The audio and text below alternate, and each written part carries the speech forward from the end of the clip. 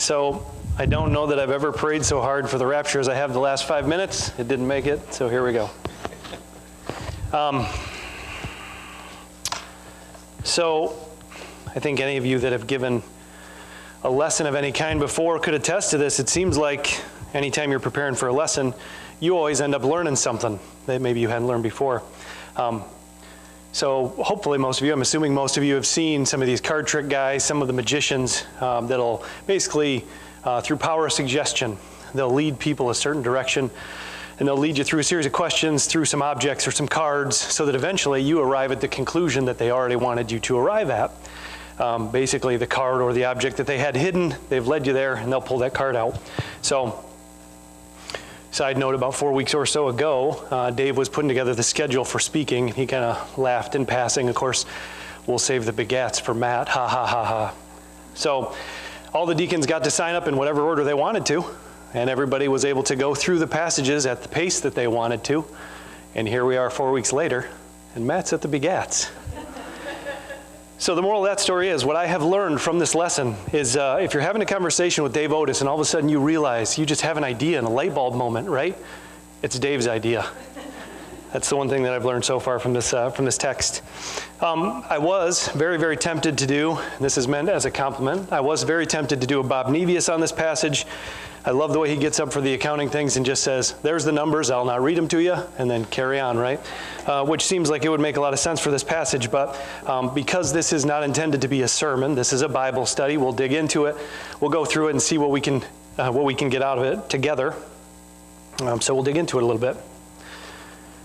I enlisted the help of two commentaries, one by J. Vernon McGee, one by Warren Wiersbe, plus the Ryrie Study Bible, and the usually exhaustive notes from Pastor to prep for this chapter, the chapter we're starting off on, which is chapter 10 of Genesis.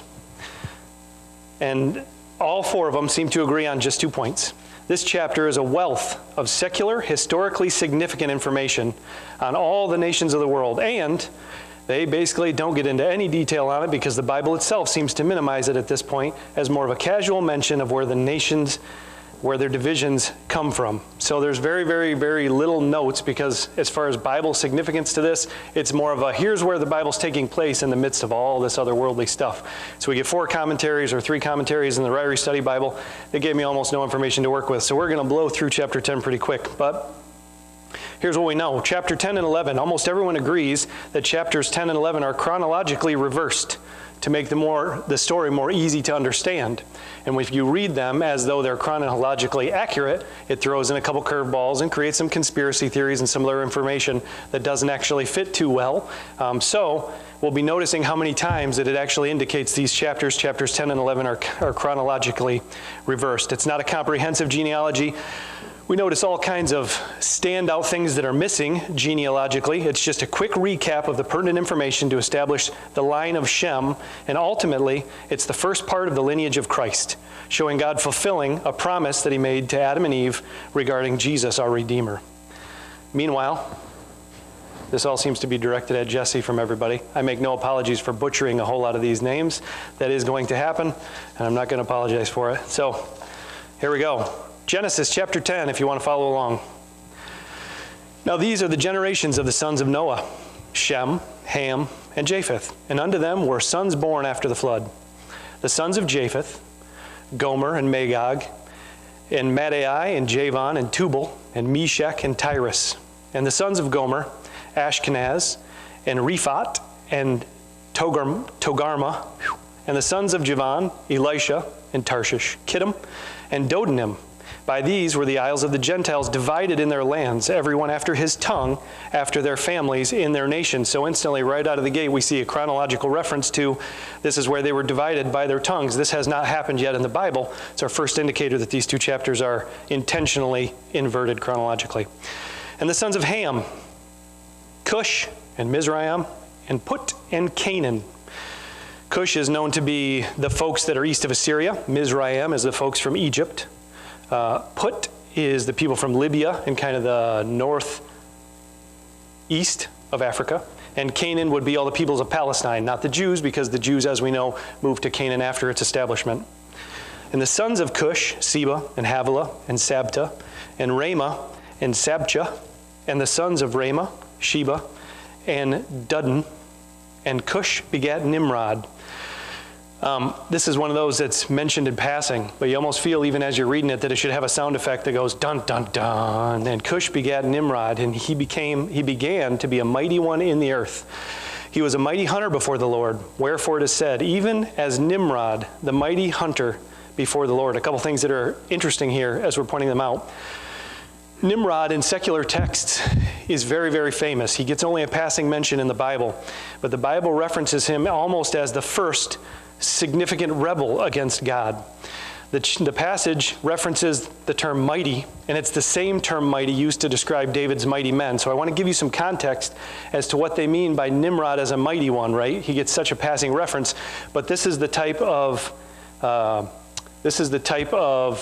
attributes that he gets in secular texts. So I'm going to read some of these mighty men to give you a context for what he did.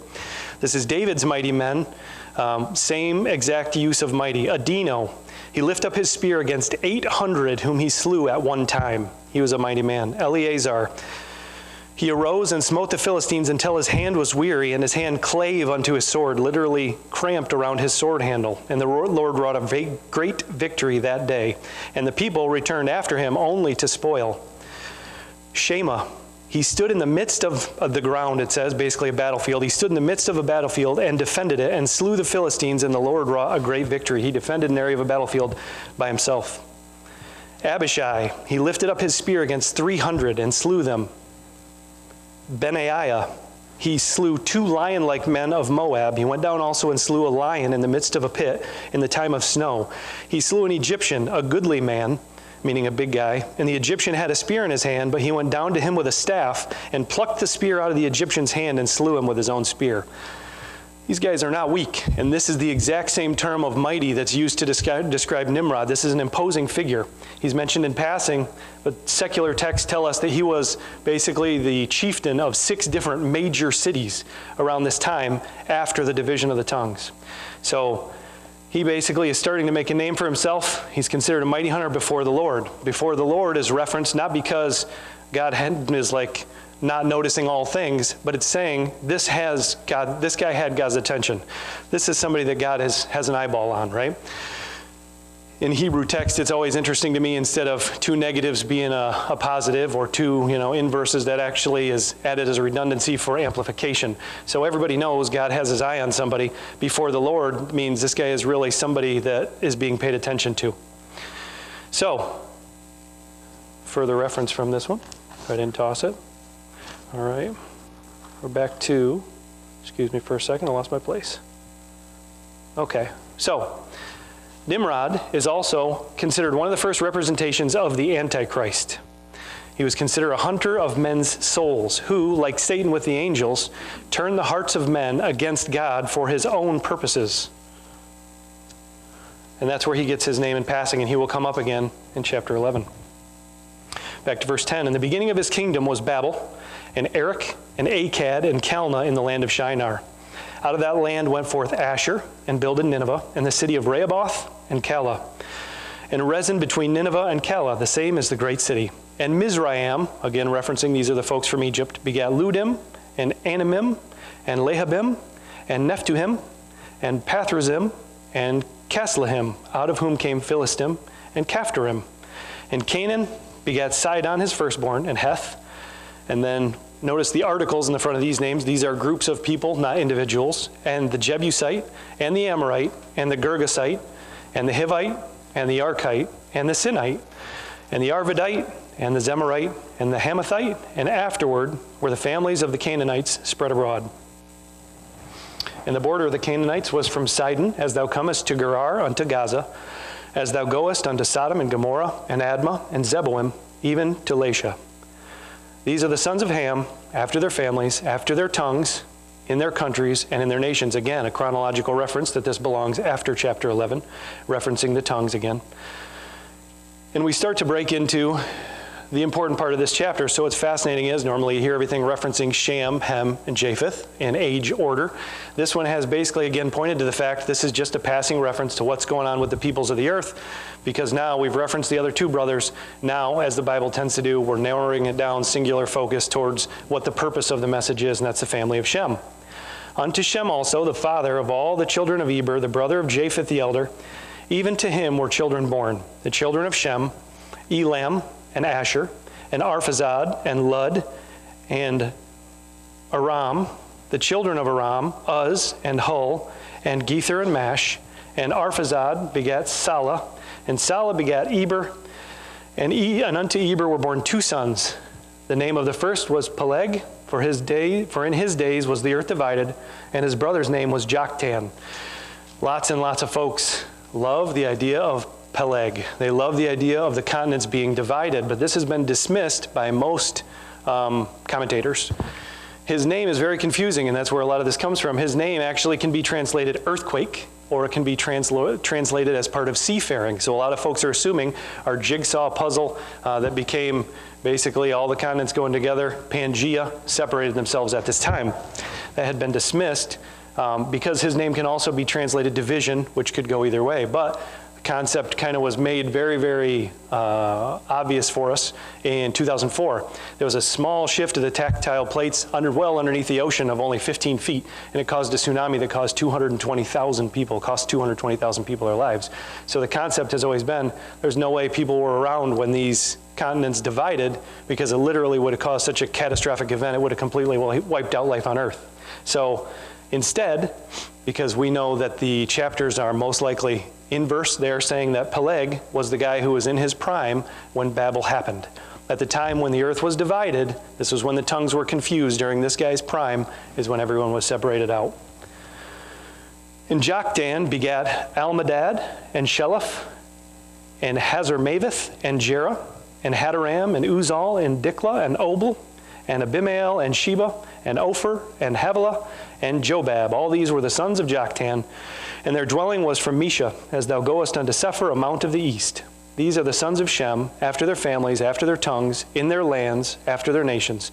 These are the families of the sons of Noah, after their generations, in their nations, and by these were the nations divided in the earth after the flood.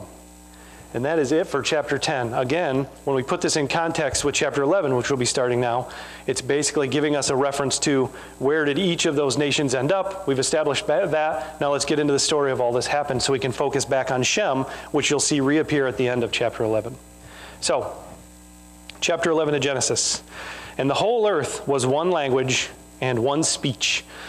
It literally references in some of the commentaries as they were of all one dialect. People not only said the same thing, but they all said it the same way. It wasn't like people from the south and people from the north and people from England. It was literally everybody understood each other perfectly, referenced in a couple commentaries. Some disagree, but not many. And it came to pass, as they journeyed from the east, they found a plain in the land of Shinar and dwelt there. We have an insert that I'm going to go through.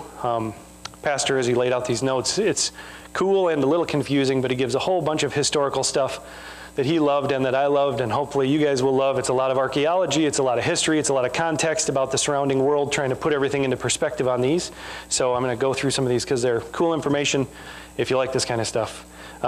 So they basically get into Shinar. Shinar is a place of uncertain meaning. The term is used in various ancient Near Eastern documents. It's used with several different localities. Some evidence points to a Syrian district cited as Sanhara in the Amarna letters. Some scholars equate Shinar in a Syrian text with modern Sinjar, which is in Iraq. Others think a Kassite tribe was originally meant.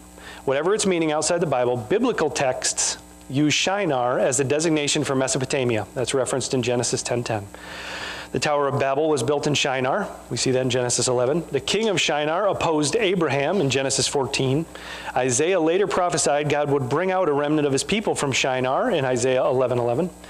And Daniel 1 and Zechariah 5 equate Babylon and Shinar. Their reference likely limited Shinar specifically to the city of Babylon by the time of this writing. Finding a fertile open plain in southern Mesopotamia, the people decided it was time to settle down. So in this religion, the people left their mark both culturally, in this region, the people left their mark both culturally and economically. The terms Sumer and Sumerians do not appear in the Bible. However, archaeology has made them very well known to us. They are a highly sophisticated people. One of the two political divisions originally comprising what would become Babylonia. The principal cities in this area were Nippur, Adab, Lagash, Umma, Larsa, Erech, and Eridu. Most of the cities were on or near the Euphrates River. The area consists primarily of a very fertile plain between the Tigris and the Euphrates rivers. This area is now the southern part of modern Iraq. In the Old Testament, Sumer is a territory referred to as Shinar or Chaldea. We hear those names referenced quite often. Archaeologists believe the inhabitants of ancient Sumer developed humanity's first high civilization at about 3000 BC. Probably the most important Sumerian contribution to civilization was the invention of cuneiform writing. Cuneiform is a wedge-shaped script, and they formed it by pressing a reed stylus into wet clay tablets, and then the tablets were dried, baked, and stored in libraries. The Babylonians and other surrounding people later adapted cuneiform to their own languages, and for centuries, that was the dominant mode of writing in ancient Mesopotamia. Most Sumerian tablets contain economic and administrative records, but in the libraries they found things that include mythology, history, hymns, wisdom, text, law, etc., etc., etc. There are several Sumerian documents which interest Bible scholars, specifically the Law Code of Ur-Nammu, the Sumerian King List, the flood story of Zuasudra, the paradise myth of Enki, the early forms of Gilgamesh, and the descent of Inanna to the underworld. Originally, Sumer consisted of a number of city-states. Each city-state had its own protective god. Politically, power was held by the free citizens of the city and a governor called an ensi. Gradually, the city-states vied with one another for dominant power. There were also pressures from outside invaders, and through political intrigue and foreign marauders, the institution of kingship emerged. Powerful kings were able to conquer and dominate other city-states. Secularly, not in the Bible, secularly, Nimrod is known to be one of the main kings in this area at the time, commanding what were possibly the 6 most prominent cities. About 2100 BC, Sumer was conquered by invading tribesmen from the west and north. A mighty warrior named Sargon, later known as Sargon I, Sargon the Great, or Sargon of Akkad, conquered this area. He extended his empire from the Persian Gulf to the Mediterranean Sea and founded a new capital, Agade. For more than 50 years, it was the richest and most powerful capital in the world. Sumer enjoyed a brief revival at Ur around 2050 BC, but it declined with the rise of Elamites, a people to their east. About 1720 BC, Hammurabi of Babylon united Sumer and Babylon into one empire. This conquest by Hammurabi marked the end of ancient Sumer. However, the cultural and intellectual impact of the Sumerians continued for nearly 1,400 years, and their influence would end only after Alexander defeated the Persians. So, a big-time culture. So they said to one another, back in verse 3 of chapter 11, they said to one another, "Go to, let us." You're going to see these phrases repeated. Go to being almost like a rally cry. Let's go do this thing. And then they all say, let's together. Let us, let us, let us. And a lot of the commentaries mention nowhere in this is God, right? This is let us. Let all the men do this. Let humankind do this. And then you'll see in reciprocation, the Trinity say, all right, then let us do this in response to these actions. So throughout this chapter, you're going to see these phrases. Go to, let us make brick and burn them thoroughly. And they had brick for stone and slime they had for mortar. And they said, go to, let us build a city and a tower. The tower was a declaration of war against God. It's a rebellion against God's command to go forth and multiply, directly in disobedience of what God said. Let's build a tower whose top may reach unto the heaven, and let us make a name. I'm going to pause right in the middle of this. Let us make a name. This is to me, one of the most fascinating parts of this entire thing we're going to work on tonight. This concept of a perversion of something that is of God, and that is legacy. I'm going to read real quick from Psalm 49. Bear with me while we get through this chapter regarding legacy. Hear this, all ye people. Give ear, all ye inhabitants of the world, both low and high, rich and poor together. My mouth shall speak of wisdom, and the meditation of my heart shall be of understanding. I will incline my ear to a parable. I will open my dark saying unto the harp. Wherefore should I fear in the days of evil, when the iniquity of my heels shall compass me about? They that trust in their wealth and boast themselves in the multitude of their riches. None of them can by any means redeem his brother, nor give to God a ransom for him. For the redemption of their soul is precious, and it ceaseth forever. That he should still live forever and not see corruption. For he seeth that wise men die. Likewise the fool and the brutish person perish, and leave their wealth to others. Their inward thought is that their houses shall continue forever, and their dwelling places to all generations. They call their lands after their own names. Referencing, let's make a name for ourselves. Nevertheless, man being in honor abideth not. He is like the beasts that perish. This their way is their folly, yet their posterity approve their sayings. Like sheep they are laid in the grave. Death shall feed on them, and the upright shall have dominion over them in the morning. Their beauty shall consume in the grave from their dwelling. But God will redeem my soul from the power of the grave, for he shall receive me. Be not thou afraid when one is made rich, when the glory of his house is increased. For when he dieth, he shall carry nothing away. His glory shall not descend after him. Though while he lived, he blessed his soul, and men will praise thee when thou doest well to thyself. He shall go to the generation of his fathers. They shall never see light. Man that is in honor and understandeth not is like the beasts that perish. The concept that struck me through this is legacy is the consolation of fools, or legacy is a fool's comfort.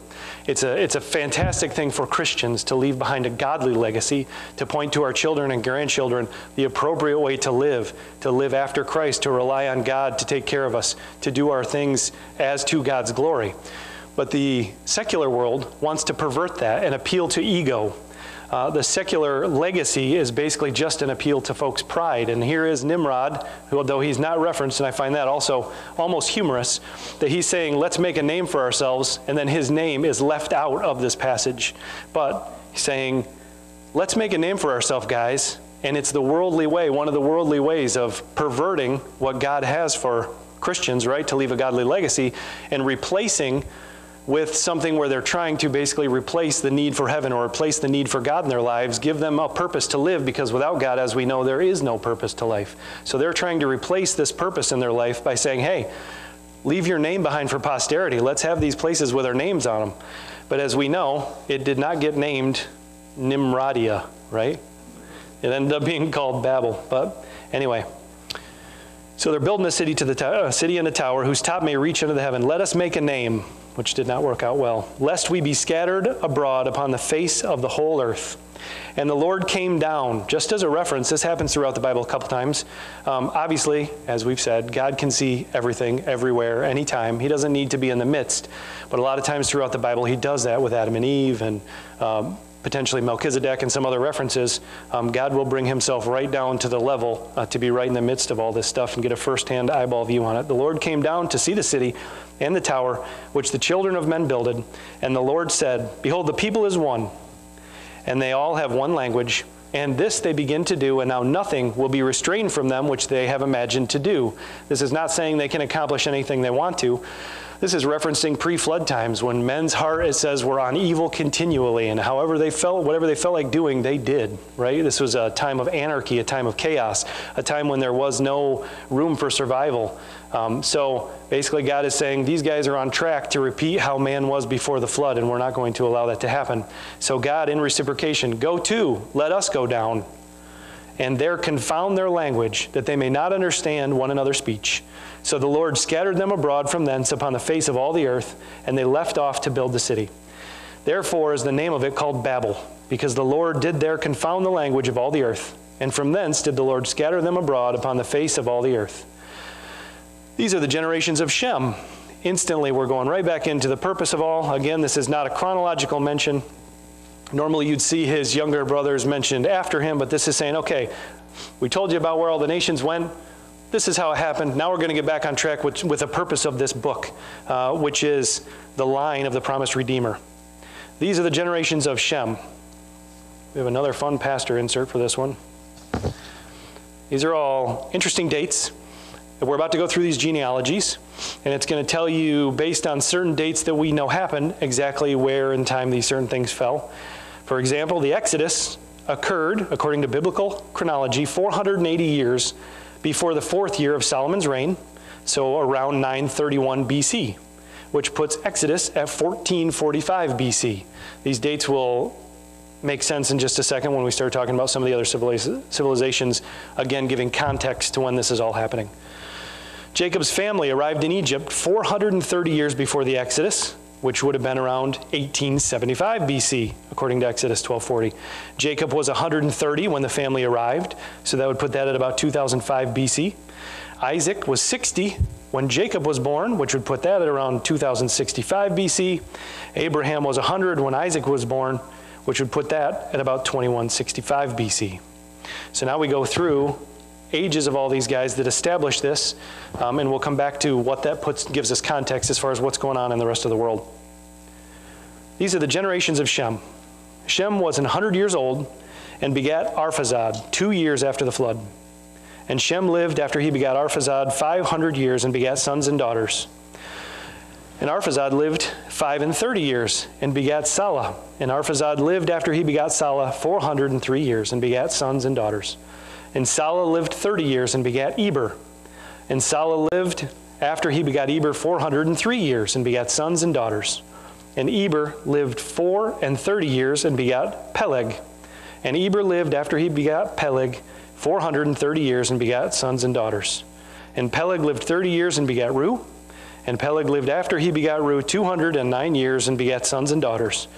And Reu lived 32 years and begat Serug. And Reu lived after he begat Serug 207 years and begat sons and daughters. And Serug lived 30 years and he begat Nahor. And Serug lived after he begat Nahor 200 years and begat sons and daughters. And Nahor lived 29 years and begat Terah. And Nahor lived after he begat Terah 119 years and begat sons and daughters. And Terah lived 70 years and begat Abraham and Nahor and Haran. We're getting into some names that become very familiar, and we've established now a direct lineage between Adam to Noah and now Noah to Abraham. And Abraham's about to give us a direct line to the nation of Israel. So, next fun insert. Pastor wrote down for us all the ages of when the people were at when they had their first kid, and then when they basically, how old were they when they passed. Both Dave Otis noted and John noted a sharp drop in longevity, a sharp fall off, an increase in mortality. So Noah's first kid at 500 years old and lived to 950. Shem's first kid at 100 years old, and he died at 500. Arphaxad, first kid at 53, died at 456. Salah was only 30 when he had his first kid and died at 433 years old. Eber was 34, died at 464. Peleg was 30 when he had his first kid, died at 239. Reu was 32 when he had his first kid, died at 239. Serug was 30 when he had his first kid, died at 230. Nahor was only 29 when he had his first kid and died at 138. He's practically a newborn by the standards of these guys. Terah was 70 when he had his first kid and outlived his dad and lived to be 205. There's no reference of the reasons behind this, but I think it's pretty clear to all of us. Children will be the death of you, right? Seems like that's all pretty clear. So, we're at a pretty interesting point because as we know, the Bible wasn't written in chapters and verses necessarily the way that we see it. The Bible was written basically as one document, and then some experts who had way more education than we do broke it up for specific reasons into certain chapters and verses. And now we're at Genesis 11 at verse 27, and we're actually at a very interesting division within the Bible. The first 11 chapters of Genesis, up to verse 27, recap over 2,000 years of human history. There's more in the first 10 and a half chapters than in the rest time-wise. There's more time-wise in the first 10 and a half chapters than the rest of the Bible combined. It contains creation. It contains the fall of man. It contains the flood. It contains Babel and the division of the nations, all within 11 and a half chapters. All of this is to set up now. It's like we've told the story of the universe, and then the earth, and then mankind, and now we're gradually whittling it down until we come to the nation of Israel, and we come to the promised Redeemer. So all this is like a funneling effect taking us to one spot. Along the way, I'd like to read to you from Wiersbe, who has a fantastic summary of all the things that the first 11 chapters of the Bible pointed out to us. These are all truths that we can glean from the first 11 chapters that we've studied so far as the deacon started in chapter 1.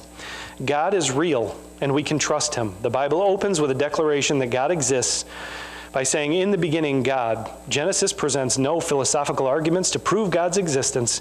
It just puts him at the beginning of everything. When you open your Bible, God is there. And he was there before the Bible was written, or even before the universe was created. So God is real, and we can trust him. We live in God's creation. The universe was created by God. We are made in the image of God. Men and women are created, not evolved, and they're created in the image of God. Obedience is the key to usefulness, joy, and blessing. We've seen this many times in the first 11 chapters. We'll see it a whole bunch of times as the nation of Israel goes along. Obedience to God is the key to usefulness, joy, and blessing. Satan is real, but is a defeated enemy. Satan is shown as not eternal. He's a created being. He's not all-knowing. He's not all-powerful. He's not present in all places at all times. He's limited. But he wants you to think he's as great as God and worthy of your obedience. Satan is very powerful and very subtle, and in ourselves we're no match for him. But Satan has been defeated by Jesus Christ, and through Christ we can claim victory over him. There is such a thing as sin. There's been so many times throughout human history that psychologists and leaders and whoever else tries to dismiss the concept of sin, to saying all things are relative, or you're your own God, or everything is up to perspective. The Bible makes it very clear in the first 11 chapters that sin is very, very obvious. Sin is what separates us from God. Sex is God's idea, and he knows best how it should be used. It references how basically Adam and Eve are showing an example of, because you're one man, one woman, one lifetime, that is your example of your relationship with God, not to be perverted by other gods. And this is something that is very prevalent in our society in all forms of perversions, between homosexuality, adultery, not only being normalized in a lot of stuff in society, but actually being praised and lauded. Another perversion of something that God intended for us. Like legacy, sex can be basically stolen from what it was intended to be and be used by secular people and perverted by them for something it's not intended to be. All humans are made of one blood. This is interesting because it was a concept that was lost on people for the longest time, and the Bible has been around for so long saying humans are all from the same bloodline. Israel is God's chosen people. God does not change and is always in control. Our relationship to God is based on faith. And living for God is the most rewarding life possible. All those are contained in the first 11 chapters, and they're obviously pretty fantastic truths. So, what I would like to do at this point, this is going to be, as the focus narrows, I'll go ahead and finish up the last little bit of 11. This is going to be an introduction into what's happening from here for the next several chapters while the nation of Israel is being basically born. So Genesis 11, we're on verse 27. These are the generations of Terah. Terah begot Abram, Nahor, and Haran. And Haran begat Lot, and Haran died before his father Terah in the land of his nativity, in Ur of the Chaldees. We referenced earlier all the time frames. Pastor had mentioned these would be around this many BC, and this many BC, and this many BC. Fascinating thing about Ur is using Bible chronology. We know that puts us right around 2100 BC or so. And this was when Ur, archaeologically, was known to be in its third dynasty and in a really, really good place as far as their establishment as a major city in the world. They were placed right on the Euphrates River. They had all kinds of resources. They were one of the biggest cities in the area. And archaeologically, there's all kinds of cool things that we've gotten from them. But what we know, based on secular findings, is that right around the time or shortly after Terah decided to take off with Abraham, a foreign invader, nobody's quite sure who, came in and took over Ur, dominated Ur not too long after this. And Ur stayed in prominence for a little while, but all of a sudden, around 200 or 300 years later, the Euphrates River actually shifted where it was flowing. So Ur all of a sudden basically lost most of its resources, lost most of its usefulness because the river actually migrated about 12 miles. And so this city gradually just disappeared over time. But you can still find rich amounts of archaeological stuff in the area. And Abram and Nahor took them wives.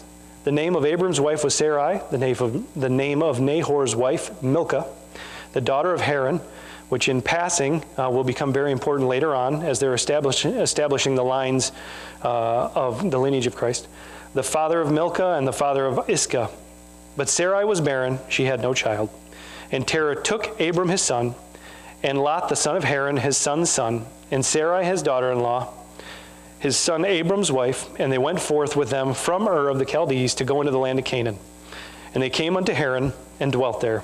And the days of Terah were 205 years, and Terah died in Haran. And that's where we end chapter 11. Chapter 12 picks up, and like I said, from here we've narrowed the focus. We've gone from the universe to the world to all of humanity, to all the people, and now it's narrowing down to the family lineage of one man, which will eventually be Abraham, Isaac, Jacob, Jacob becoming Israel, the nation of Israel, and eventually straight to the Redeemer. So pretty cool establishment of what the Bible is really intended for us to know. God made a promise to Adam and Eve, and this promise is in process of being kept, and that's a big part of what this chapter is pointing out to us. So I am not nearly brave enough to ask any questions. So that's all I got. So we're going to close in prayer, and then I think this is kind of what comes around goes around. So I'm going to say no song. We're going to say no song. All right, let's close in prayer. Dear Lord, thank you so much for the opportunity to be in your house tonight, for all the rich amounts of information that are in your word, and for the little bit of time to study them.